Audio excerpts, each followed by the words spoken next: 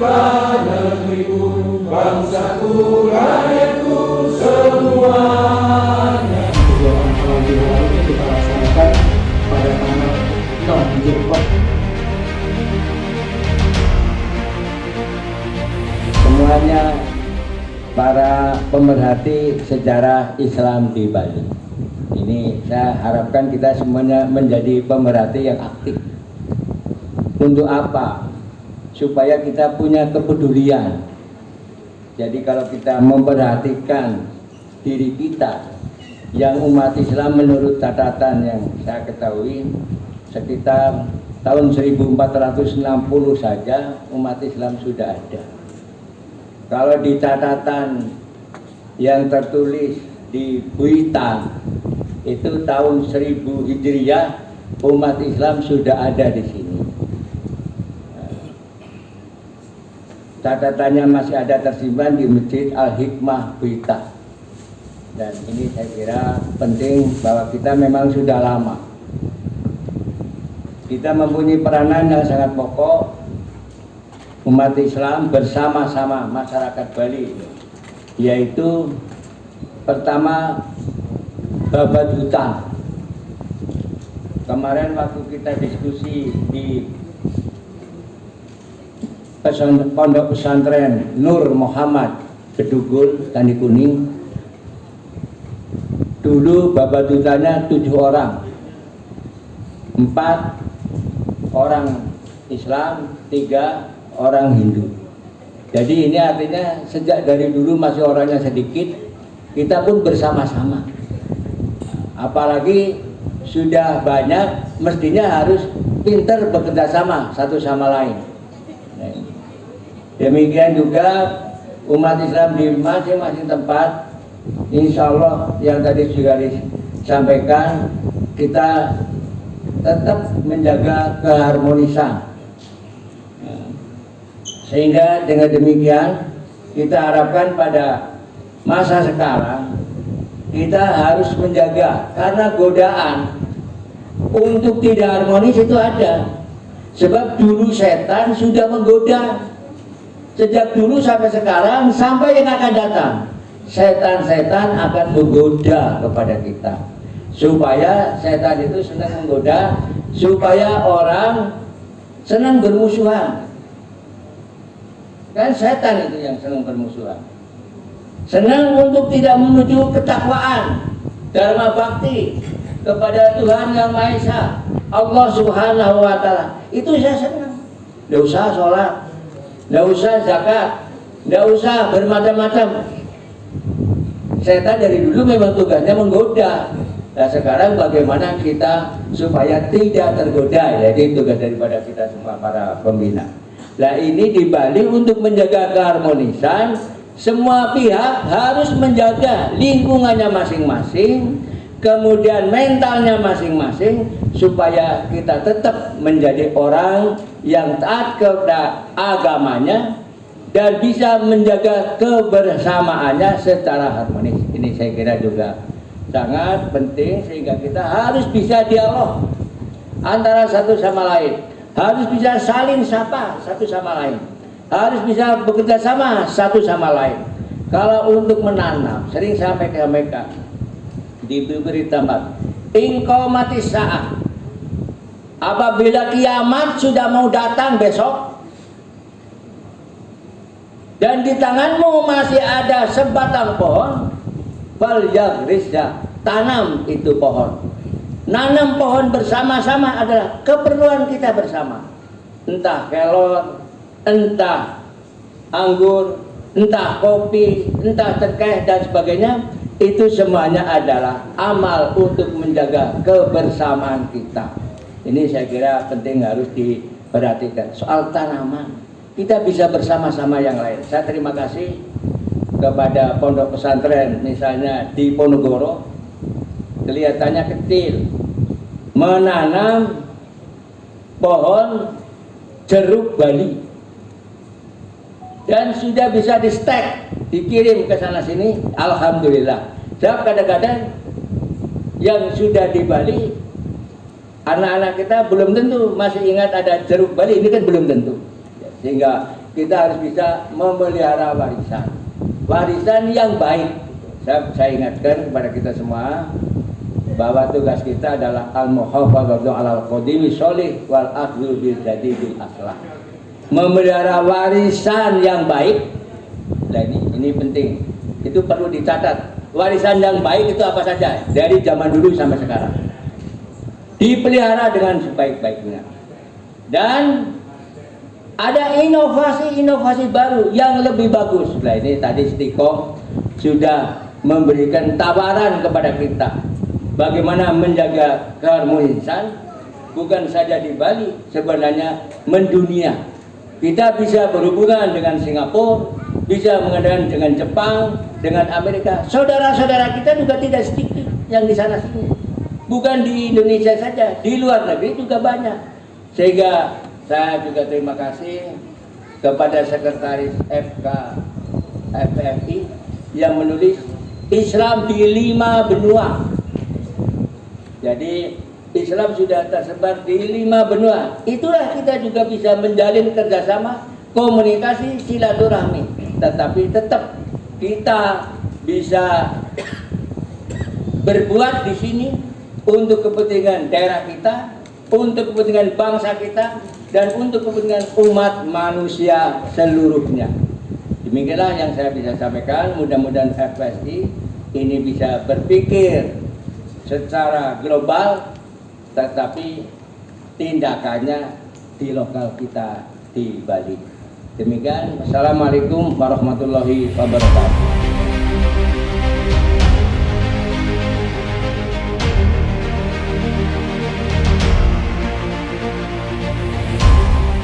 Banyak sekali potensi kampung yang perlu kita kembangkan.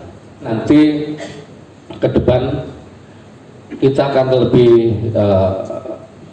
aktif lagi untuk membina masyarakat kampung-kampung Islam yang sesungguhnya potensinya cukup tinggi. Ya, kalau sudah mencapai yang terdata ini 108 kampung Islam di seluruh Bali, maka potensi itulah yang sesungguhnya perlu kita perhatikan. Namun demikian, karena SBS ini memang dari awal tidak ada modal, jadi waktu kita keliling kampung dengan Pak Taufik, dengan Pak Royhan, dengan yang lain-lain, ini kita bagaimana ya mau ke sana itu ya, tetapi banyak aja orang yang nggak peduli dengan kegiatan kita. Nah, akhirnya oke, pinjemin mobil ini untuk bensin. Jadi kita sendiri nggak ada modal dengan pergerakan ini, maka alhamdulillah masih sampai saat ini bisa bergerak. Mudah-mudahan Allah Subhanahu wa Ta'ala menggerakkan umat Islam di Bali, karena ini sesungguhnya tugasnya umat Islam secara keseluruhan, bukan hanya FPSI kan hanya sebagai pemicu saja gitu. Jadi nanti mudah-mudahan ormas Islam dengan peduli sejarah perjalanan umat Islam di Bali, karena ini penting untuk identitas umat Islam untuk diperkuat gitu. Kalau tidak, nanti hanya dikesampingkan hanya sebagai pendatang, hanya tukar gitu. Jadi suara-suara itulah yang kita akan singkirkan. Maka dengan itu kita komitmen bersama kampung-kampung Islam ya untuk mengemban amanah ini. Kemudian tadi kenapa kita mendirikan Badan Otonomi Perumusan Khusus Desa Adat Muslim? Penting karena untuk mengantisipasi atau mengimbangi kesetaraan dan berkeadilan dalam kehidupan di Bali. Maka kami peduli dengan masyarakat yang termarginalkan. Ini kita dirikan Badan Otonomi Perumusan Khusus Desa Adat Muslim yang diketuai oleh Ustadz Saripudin dari Candi Kuning, tadi sudah maju, dan Candi Kuning sebagai acuan awet-awet desa adat itu sudah kita pelajari oleh seluruh komunitas kita, sehingga nanti kita akan kerja keras Batom tersebut untuk mewujudkan nilai-nilai historis dari umat Islam. Maka dari itu Pak Ustadz Saripudin sekiranya bisa didukunglah. Yang kedua, oleh karena komunitas FPSI ini tidak sekedar hanya orang-orang sejarah, tetapi di dalamnya juga ada politik, ya, orang-orang politik. Maka kami wadai dengan LHKP, Lembaga Hikmah dan Kebijakan Publik, yang nantinya akan membahas, akan merancang, akan penjaringan rekan-rekan yang akan maju dalam legislatif. Nah, ini kita wadai dengan lembaga itu, kita buatkan grup tersendiri, jangan supaya tidak mengganggu grup besar, ya. Jadi ada grup khusus LHKP untuk membahas masalah perpolitikan. Jadi bagi siapapun tokoh-tokoh umat Islam yang ingin berkiprah dalam legislatif itu kita bantu, kita dukung, ya. Kemudian maju bersama dengan politik. Kami tidak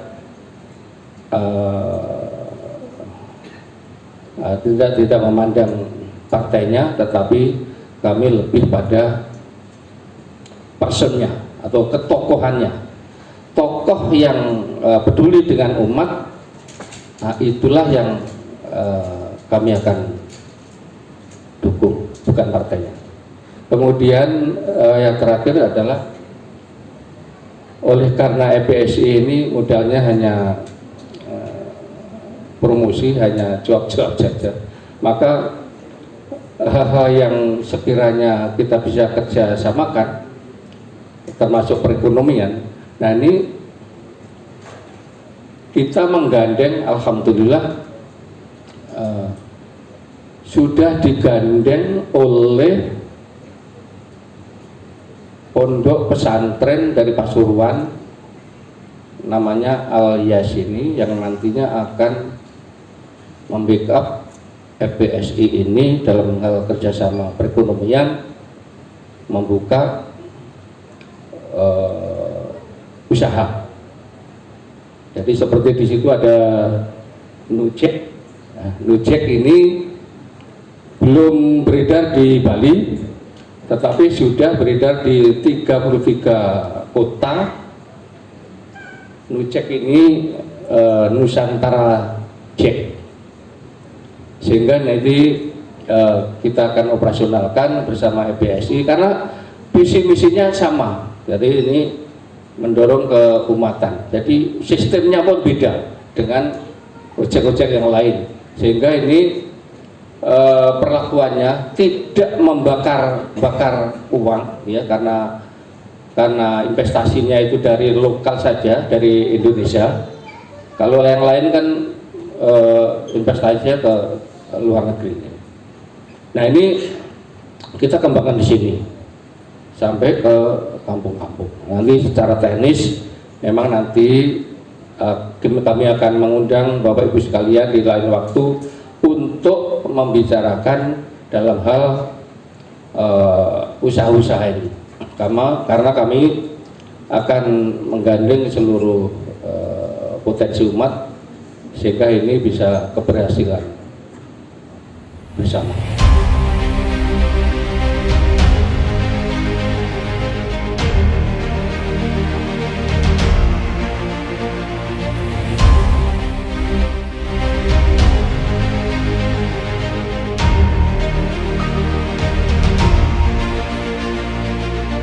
Islam di Bali sudah dikenal, yang dimulai dengan satu satuan masyarakat Islam dimulai dari Gel-Gel Kelungkung. Hadir perwakilan teman kita dari Kelungkung, kemudian Jembrana dengan lolowannya. Bahkan lolowan ini tidak hanya bicara perspektif sejarah masa kemarin, sekarang ini sudah menjadi objek wisata, Pak. Siapa yang hadir dari Jembrana? Objek wisata, hampir semua dari daerah-daerah lain, wabil khusus ibu-ibunya yang senang ziarah, sudah sampai ke Bali, ke Lolowan, karena di sana senang berziarah ke keramat-keramat. Berbicara perspektif masa depan, kita kaitkan apa yang bisa dilakukan oleh umat Islam di Bali, yang merangkak dari awal-awal saya hijrah dari Jakarta, dari Bali ke Jakarta, kemudian punya waktu kembali untuk ke Bali pulang kampung dalam rangka bersama-sama kita membangun di Bali. Dari 3% umat Islam kita naik 6%, 7%, sampai statistik berapa waktu yang lalu 10, sekian persen. Tapi semalam saya ngobrol dengan beberapa teman sudah 15%. Belum ditambah dengan teman-teman di Bali yang tidak ber-KTP Bali. Ini catatan buat Pak Anwar Haryono yang nanti membidangi lembaga yang khusus bicara kebijakan publik dalam rangka Tomorrow. Kalau kita bicara pemilu dalam setiap 5 tahun sekali, teman-teman kita yang tidak ber-KTP dengan alasan dia tidak bisa libur panjang, ada sebuah form yang dia bisa memilih di tempat dia bekerja, sehingga potensi kita umat Islam di Bali bisa lebih dari 15%. Ya Pak Anwar ya, yang nanti akan melakukan FGD.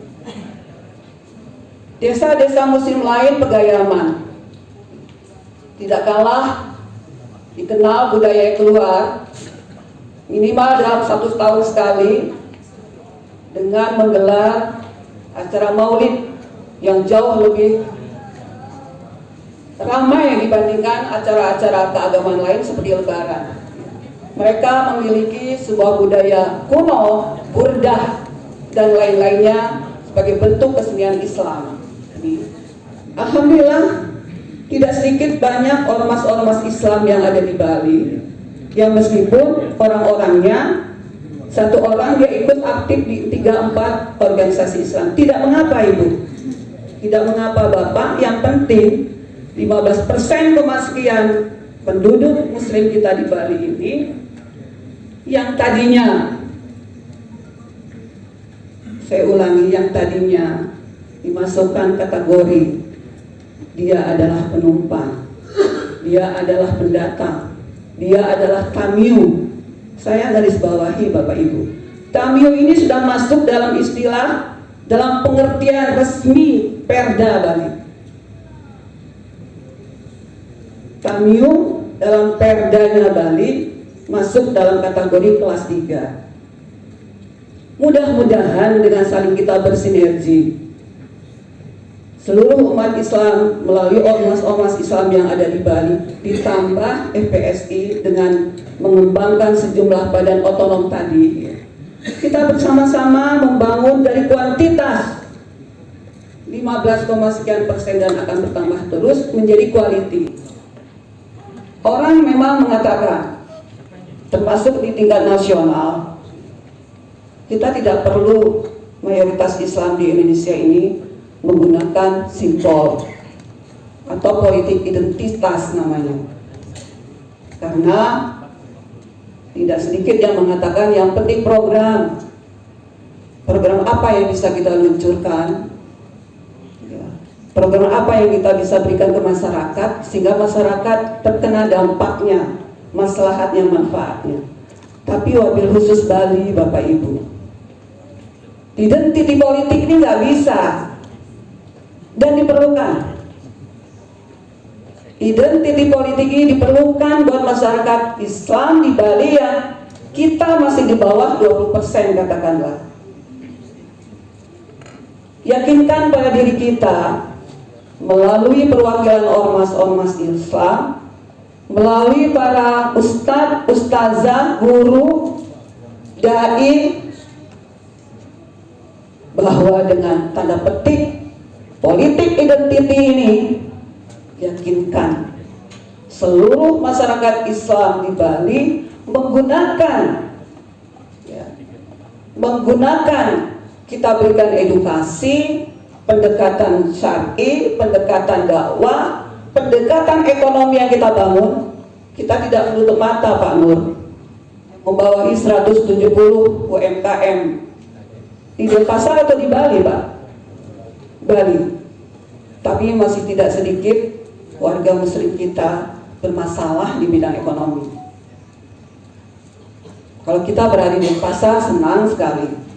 Banyak orang-orang kita, bahkan dari kalangan anak muda, sudah mempunyai usaha-usaha ekonomi yang cukup signifikan. Termasuk ketika kemarin kita berada di sebuah usaha milik umat dan anak muda.